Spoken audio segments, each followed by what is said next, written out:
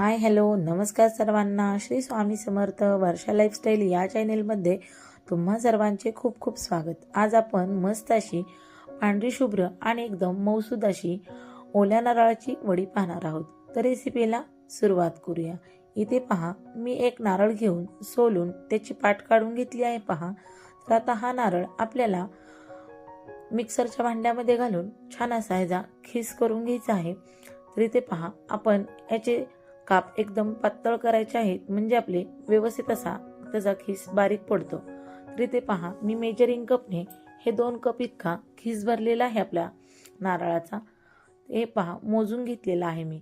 इथे पहा, जर आपण हे मोजून घेतलं तर आपल्याला साखरेचेही प्रमाण एकदम परफेक्ट असं मिळतं. त्यामुळे इथं आपण हे मोजूनच घ्यायचं आहे. तर तुमच्याकडे जर मेजरिंग कप नसेल तर तुम्ही हे वाटीने सुद्धा मोजून घेतलं तरी चालेल. तर आता आपण गॅसवरती कढई तापत ठेवलेली आहे. त्यामध्ये हे ओल्या नारळाचा खीस घालून घ्यायचा आहे आणि आता हा पाणी त्याचं आटेपर्यंत छान असा परतून घ्यायचा आहे आपल्याला. हे पहा, व्यवस्थित असा पूर्ण यामधील ओलसरपणा कमी होईपर्यंत छान असं हलवून घेऊया आपण हे. इथे पहा, हे आपला गॅस एकदम बारीकच हवा आहे. तर बारीक गॅसवरतीच हे आपल्याला पूर्ण असं कोरडं होईपर्यंत परतून घ्यायचं आहे. त्यामध्ये आपण पाव वाटीभर दुधावरली साई घातलेली आहे. दुधावरली साई जर घातली तर आपल्या खोबऱ्याची वडी खूप छान अशी मऊसूद होते आणि पांढरी शुभ्र होते. त्यामुळे इथं मी पाव वाटी दुधाची साई घातलेली आहे. तेही छान अशी मिक्स करून घ्यायची आहे. इथे पहा, आपण एकसारखं हलवतच राहायचं आहे. यामध्ये फक्त हलवण्याचीच मेहनत असते. तर आपल्या वड्या खूप छान होतात, पांढऱ्या शुभ्र होतात. अजिबात आपल्या कढईला हे मिश्रण चिटकून द्यायचं नाही. इथे पहा, मी 2 कप खोबऱ्याच्या खिसासाठी 1 कप भरून साखर घेतलेली आहे. तर आता आपण ही साखर पण घालून घेतली. तर इथे पहा, आता हे साखर विरघळेपर्यंत छान असं आपल्याला हे मिश्रण हलवून घ्यायचं आहे. इथे पहा, जशी जशी आपली साखर विरघळण तसे तसे हे मिश्रण आपलं पातळ होते. पहा, इथे पहा, इथं आपल्याला गॅस कुठेही मोठा करायचा नाही. गॅस जर मोठा केला तर आपल्या वड्या लालसर होऊ शकतात. त्यामुळे एकदम बारीक गॅसवरतीच आपल्याला हे मिश्रण छान असं परतून घ्यायचं आहे. इथे पहा, आता आपली साखर अशी पूर्ण वितळलेली आहे. आपलं मिश्रण पातळ झालेलं आहे. पहा, आता हे घट्ट होईपर्यंत असंच आपल्याला एकसारखं हलवत राहायचं आहे.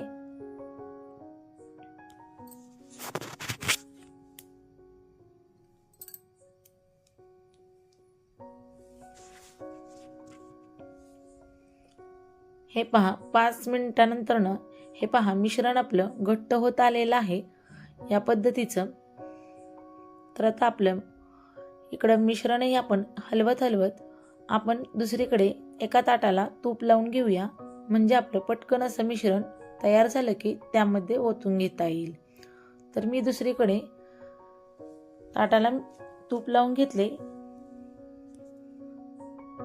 तरी ते पहा, परत 5 मिनिट झाल्यानंतरनं ही 20 मिनिटात आपली वडी छान अशी तयार होते. परत 5 मिनिटं झाल्यानंतरनं हे पहा, मिश्रण अजून आपलं छान असं घट्ट झालेलं आहे. अजून 2 ते 3 मिनिटानंतर आपलं मिश्रण मस्त असं लगेच तयार होईल. पहा, तर इथे पहा, आपलं मिश्रण छान असं तयार झालेलं आहे. आता यापेक्षा आपल्याला खूपही घट्ट हे मिश्रण करायचं नाही. तर पटकन आपल्याला गॅस आता बंद करून घ्यायचा आहे आणि आपण हे मिश्रण ताटामध्ये ओतून घेऊया. इथे पहा, आता आपण एका वाटीला तूप लावून घेतलेलं आहे. तर त्या वाटीच्या साहाय्याने आपल्याला हे वडी छान अशी थापून घ्यायची आहे. इथे पहा, मी मिश्रण सगळं व्यवस्थित असं काढून घेतले आणि आता या वाटीच्या साहाय्याने छान असं आपल्याला हे मिश्रण थापून घ्यायचं आहे. हे प्रोसेस एकदम फास्ट पटकन करायची आहे, म्हणजे आपलं हे मिश्रण जर गार झालं तर आपली वडी तयार होणार नाही. त्यासाठी पटकन फास्ट असं हे करून घ्यायचं आहे. तर तुम्हाला हा व्हिडिओ जर आवडला असेल तर माझ्या चॅनेलला अजून सबस्क्राईब केलं नसेल तर नक्की सबस्क्राईब करा. इथे पहा आपलं कोमटच आहे तोपर्यंतच आपण या मिश्रणाच्या वड्या पाडून घ्यायच्या आहेत.